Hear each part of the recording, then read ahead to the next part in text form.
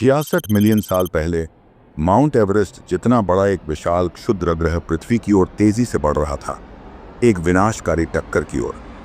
इस टक्कर का असर इतना भयानक था कि इसने पृथ्वी पर घूमने वाले सबसे विशाल और खतरनाक जीवों डायनासोरों को हमेशा के लिए मिटा दिया। लेकिन यह अंत एक ही पल में नहीं हुआ। डायनासोर एक धीमी और पीड़ादायक मौत मरे। इस टक्कर ने पृथ्वी का अब तक का सबसे बड़ा सुनामी कैसे पैदा किया, और जब ये विशाल जीव चले गए तब पृथ्वी पर क्या हुआ। तैयार हो जाइए, क्योंकि आज हम आपको ले चलेंगे एक बेहद रोमांचक और खतरनाक यात्रा पर।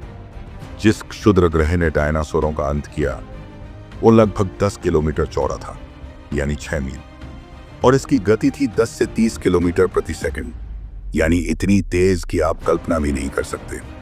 पृथ्वी की ओर बढ़ते हुए वो एक जलते हुए अग्निपिंड में बदल चुका था।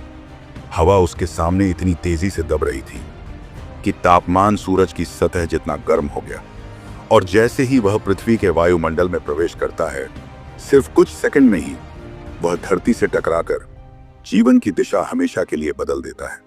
जब यह क्षुद्र ग्रह आज के मैक्सिको के पास समुद्र में गिरा तो विशाल मात्रा में धरती का मलबा वायुमंडल में उड़ गया। ब्लास्ट की ताकत ने अपने रास्ते में आने वाली हर चीज को नष्ट कर दिया। लेकिन कहानी यहीं खत्म नहीं हुई, यह तो बस शुरुआत थी।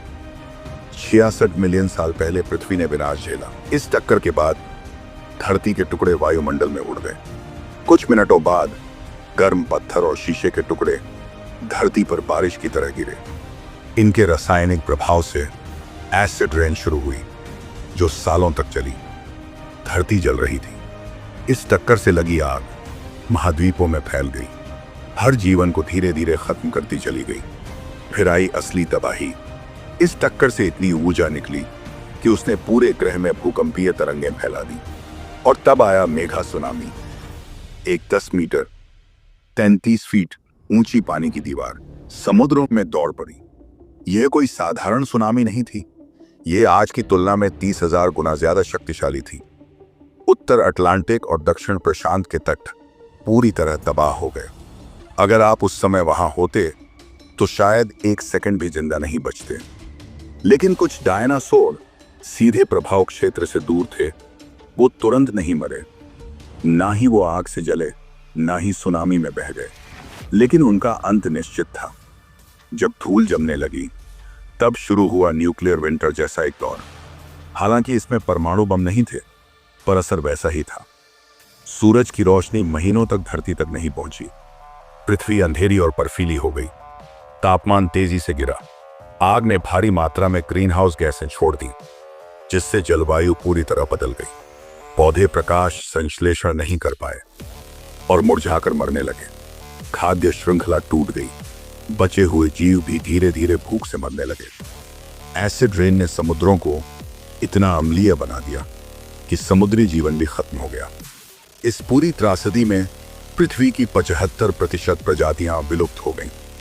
लेकिन अच्छी खबर यह है कि अब टी-रेक्स भी चला गया था। जब आखिरी डायनासोर ने अपनी अंतिम सांस ली तब पृथ्वी वीरान और ठंडी जगह बन चुकी थी। अब सवाल था, क्या पृथ्वी कभी पहले जैसी होगी? नहीं, पृथ्वी ने खुद को फिर से बनाया, एक नई दुनिया में। 1000 साल बाद पृथ्वी धीरे धीरे उस विनाश से उबर रही थी। अभी भी ठंड थी, लेकिन कुछ छोटे छोटे बालों वाले जीव इस नई दुनिया में दौड़ रहे थे। सबसे पहले लौटने वाले पौधों में फर्न शामिल थे। 1 लाख साल बाद रैकून जैसे आकार वाले जीव धरती पर फैलने लगे और समुद्रों में फिर से जीवन भर गया। 10 मिलियन साल बाद धरती की जैव विविधता लौट आई। लेकिन अब यह डायनासोरों वाली पृथ्वी नहीं थी। अब यह स्तनधारियों का युग था। डायनासोरों के जाने के बाद स्तनधारी जीवों ने पूरी धरती पर राज करना शुरू किया। पक्षी, फूलों वाले पौधे और नए जीव उभरने लगे। हाँ, अब पृथ्वी पहले जैसी नहीं रही। यह एक नई शुरुआत थी, लेकिन इसका मतलब ये नहीं कि अब कोई खतरा नहीं था। नई दुनिया में पैरासिरथेरियम जैसे विशाल जानवर धरती पर घूमते थे, और समुद्रों में मेगालोडॉन जैसे दरिंदा शार्क राज करते थे। शुक्र है आज ये जीव हमारे साथ नहीं है। कल्पना कीजिए, अगर आज के समुद्रों में कोई मेघ होता तब क्या होता।